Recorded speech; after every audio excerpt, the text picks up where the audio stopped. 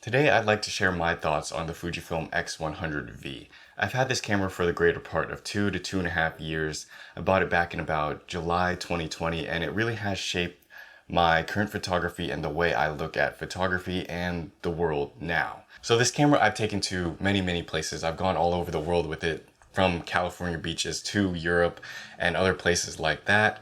And it's just been my ultimate travel companion and it's been useful in all of those scenarios. So in this review, I want to share my thoughts on the camera as a long-term camera, about keeping it for many years and what it's like using after all this time and how I kind of go about using this camera in not only my photography, but I think what it's good for and what it's not good for, rather than just a camera that you'll buy and use and then maybe resell later. Just things I've learned over the time I've spent with this camera. Let's go ahead and get started. The first point I'd like to talk about is whether this camera is worth keeping forever. And I kind of already answered that. I know you guys know this is my favorite camera. It's my daily driver. I use it for pretty much everything, both practical and personal related work. And I just have no real reason to sell this camera, particularly because it does everything I need it to do.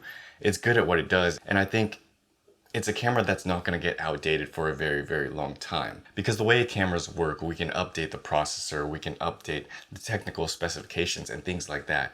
But with the X100V in particular, I feel like we've reached kind of the threshold of speed, in terms of autofocus speed and in terms of, startup speed and processing speed and all those things, where I'm not really hindered by anything like that. So if a new version comes out, yes, I would probably be tempted to get it. But as for keeping this camera and whatnot, I feel like this camera has reached that kind of threshold where it doesn't really need to be quote unquote faster. It doesn't really need to be updated in that sense. It just works. That's my point. It's durable, it's fast, it functions well, and it does what it's supposed to do. So it's kind of the sweet spot in terms of megapixels, sensor size, and other technical specifications that I'm kind of happy where it is right now. I think any improvements in the technological side might make this camera faster by the milliseconds or something like that. But in real life scenarios and real terms of use, I don't really have any use for that stuff, because more often I'll miss a shot because I was too slow, or I didn't see the shot, or I didn't get ready,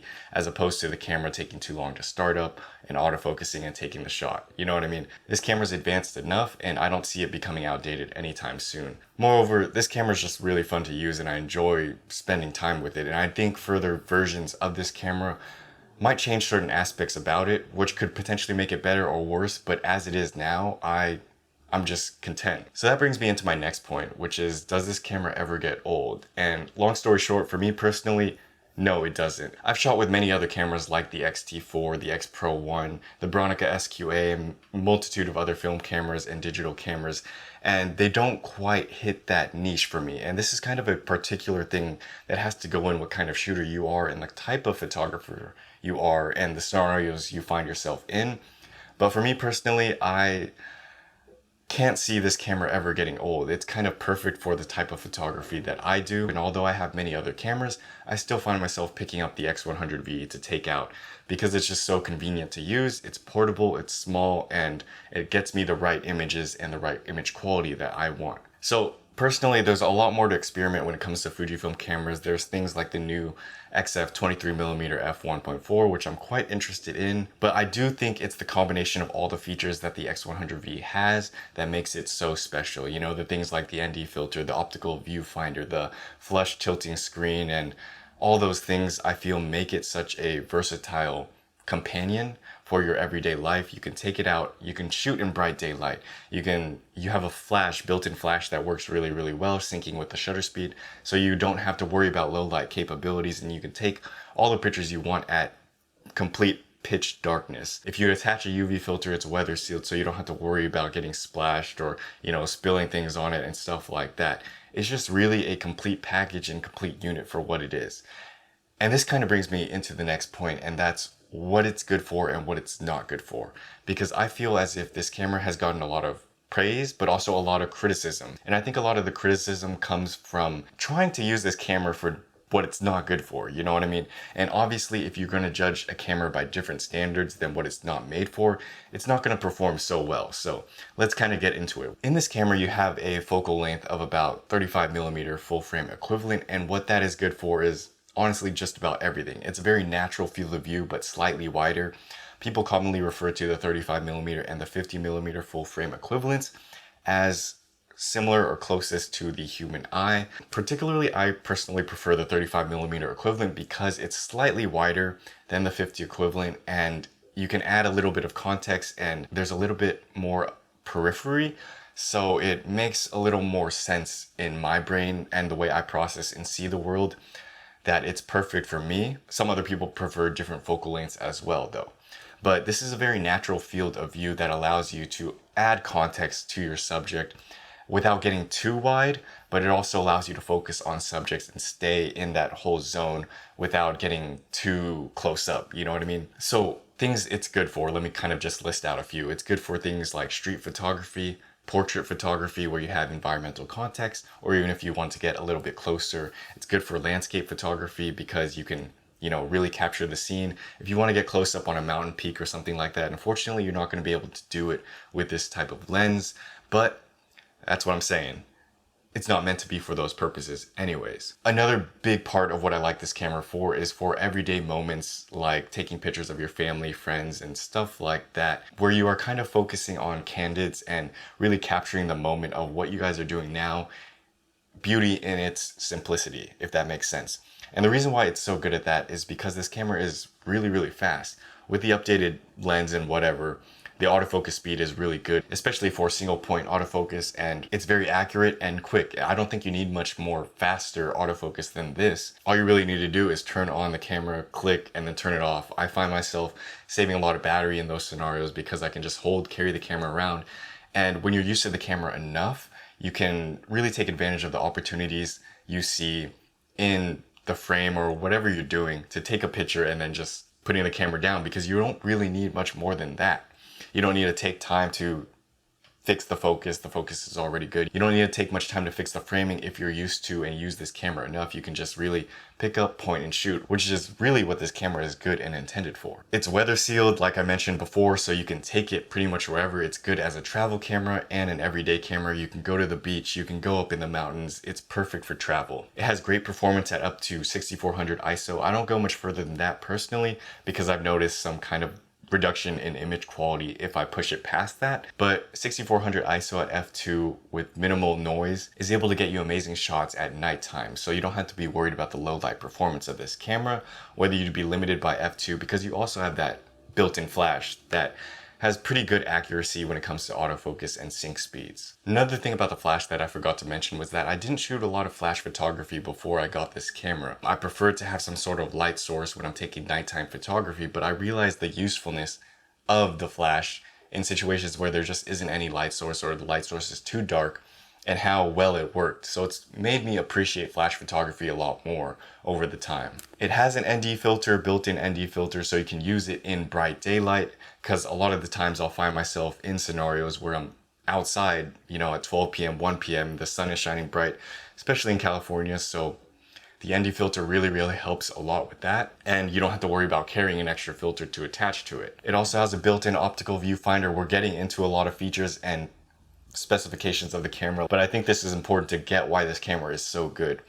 The dual viewfinder is really good because you can use the electronic viewfinder when it's hard to see, when it's bright outside, but you can also use the optical viewfinder when you want a more natural experience and to see like what's coming into the shot peripheral wise when you're using the camera. And it's also kind of just a fun thing to play around with. It has a flush tilt screen that is built into the body. Most people don't even realize that that screen is tilting out because it's very unobtrusive and it's hard to notice, and I think that's one of the best parts about this camera is that it's very compact. It's not too small, but it's almost like it's the perfect size. Basically, what I'm getting at is this camera is a super specialized camera that is good to be used in all sorts of scenarios. It's well-rounded in the sense that it's versatile in daytime to nighttime, in landscape to portrait, but it's focused to be super specialized for the 35mm equivalent. So the lens is a caveat for many, many people, but that's what I'm saying is that if the 35mm equivalent is what you're looking for, this camera is made to be used in all sorts of scenarios. So it's sacrificing one part for another part. And I think this is a worthy trade-off because it allows this camera to be so small, so portable, and allows it to have all these other built-in features that you otherwise would not get if you had an interchangeable lens system. So I feel as if a lot of people judge this camera for what it's not intended for. It's outside of its use case scenario. You can't expect this camera to be really good at telephoto shots, or you can't judge this camera for not being wide enough. Then you're just judging it on the focal length and not so much the camera itself. This camera is meant to be the perfect 35mm equivalent camera in that sense. So another few aspects, because I don't want to just praise this camera after using it for so long, is that there are some aspects about this camera that it's not good at, or it can be improved upon.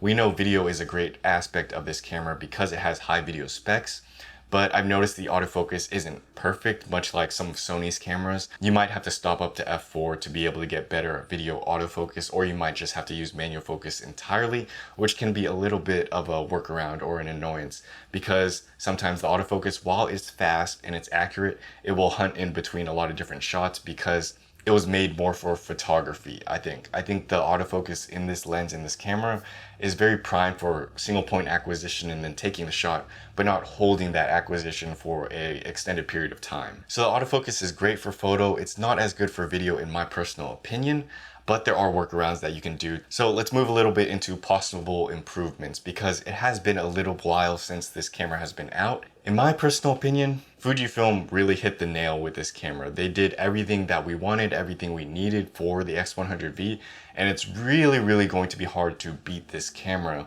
with the newly updated version. So I don't honestly think we're gonna see a new version for a while, maybe at least another year or two, particularly because there's nothing wrong with this camera and there's no real major improvements to this camera. So if they did release a new version without giving it the proper time for technology to advance and for features to advance, then you would just really be building a second version of this camera. It can be welcome, it's not really needed at this moment in time. Possible improvements that Fujifilm could work on, or I think they might be working on, is better video specs, because, you know, every camera could use better video specs, 4K 60, 10-bit, better video autofocus like I mentioned. Is it necessary? Not really, but something they could look at. Adding IBIS to the camera can really well round out this camera as almost the perfect hybrid camera, because although the video is good, video can still be shaky if you're not careful, and it might force you to use this camera more as a B-roll camera with its slow-mo capabilities as opposed to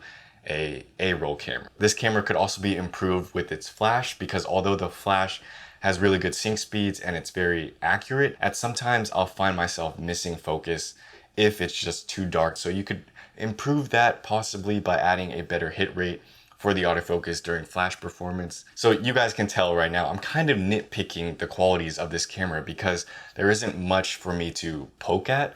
It's really already a solid camera, and any improvements in the camera's capabilities are kind of minor. Most of these things are things you wouldn't need but would be welcome improvements, and I don't see any of these things as being necessary for the X100V to be your everyday carry. Another crazy idea would kind of be a dual hinge tilt out screen, because this camera has a tilt up screen, and this is my preferred method of shooting because I don't think this camera fits into the style of vlogging so much, so you don't need a fully articulating screen. And if you added a fully articulating screen to this camera, I think it would suffer because of that. I wouldn't want to see a fully articulating screen. I think the tilt screen is perfect, but if you're able to add kind of a dual hinge where the camera screen is able to flip out forward to the side, but also be able to keep that flush tilting screen, I think that would be a welcome improvement, because you could use it, but you can also not use it if you don't want to use it, and it doesn't hinder the capability of, or the usability of what you like this camera for to begin with. You know what I mean? So just an idea. Don't know if that's even possible, but I think that would be crazy if you could build a dual hinge kind of flip out screen like that on the X100V. So the next part I want to talk about is a bit on the lens, because I have seen comments where people would say, I would prefer if the X100V had a 28mm lens or a 40 equivalent lens or things like that. And it's understandable because we all have different preferred focal lengths, and some of us prefer the 28mm equivalent as opposed to the 35, and so on and so forth. But personally, I'll give my thoughts on why I think the 35mm equivalent lens is the perfect choice for this camera. And that's because I think it's versatile enough to be used in a lot of scenarios. If you back up, you can use it as if it were a 28mm lens. If you step up, you can use it as if it were a 50 equivalent lens or a 40 equivalent lens. And of course, I know the compression, it's a bit different, and what you prefer and how you shoot might be different. But I think this is what Fuji had to choose as a compromise between all of those things. You know what I mean? It's as versatile as can be, because if you go too wide, like a 28mm, then it's hard for that camera to start acting like a 50mm. Similarly, if you went too close, like a 50mm, it's hard for that camera to act like a 28mm. You know what I mean? So I think 35 is a little bit of that sweet spot. It's a bit of a compromise for people who want a more specialized lens or an X100V version with a 28mm. But I think this was the best they could do, and I think it's perfect for what they kind of intended to be, as just the perfect everyday camera, and the camera that you can have on you with all times. Because if you're willing to have this camera on you at all times, chances are you're going to use it more, you're going to take more pictures, and you're going to get the most out of it.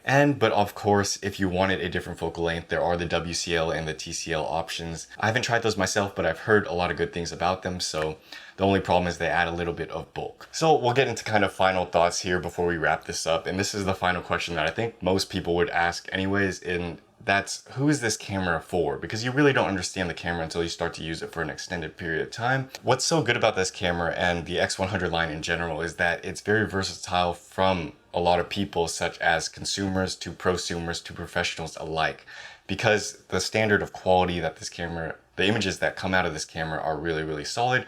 They're workable. You can use them for print and other things, but the camera is also just small, nice, and compact, so you can just carry it around as just an accessory or whatever. If you wanted to just, I don't know, go to a coffee shop or go out and do your errands or whatever and potentially take some pictures. An interesting note I want to make is that this camera still is the camera that I get the most compliments or asks about, because it really has a nice design aesthetic to it, and a lot of people think it's a film camera, but it's kind of a modern film camera, the perfect blend between the two because of the film simulations and also the aesthetic and whatnot, but the digital capabilities, which is something I like about it so much as well. Every day someone seems to be like, oh, I like your camera, blah, blah, blah, blah, blah. It's not like I'm fishing for compliments, I'm saying it's just what I've observed. But you can also use this camera for professional work like weddings and things like that. So it's a hard answer, and I think it's best answered by asking who this camera is not good for. And I think this camera is not good for anyone who doesn't like the 35mm equivalent. If you don't like the 35mm equivalent, you're best off not buying the X100V. And really, I think that's it. If you enjoy the focal length, you'll have no other problems with the other capabilities of the camera. They work well, and they do as they're intended to do. Anyways, if you have any other questions, please don't hesitate to leave them down below. If you have any thoughts or things on the camera yourself, please share your experiences on this camera and what you've experienced with using it long term. I'd also like to mention that I do have an updated print shop now. I have a few more prints now available for sale that are available on my Etsy, my website, and my Instagram shop. I do all the printing myself. I pick out the paper and make sure they're right for each image. So if you guys are interested, feel free to check those out down below. I appreciate all the support. But yeah, anyways, that kind of wraps up my long-term review of the X100V. Hopefully it was cohesive enough, and hopefully I covered all the points I want to cover. Yeah, thank you guys as always for watching. I'll see you guys in another video. Peace.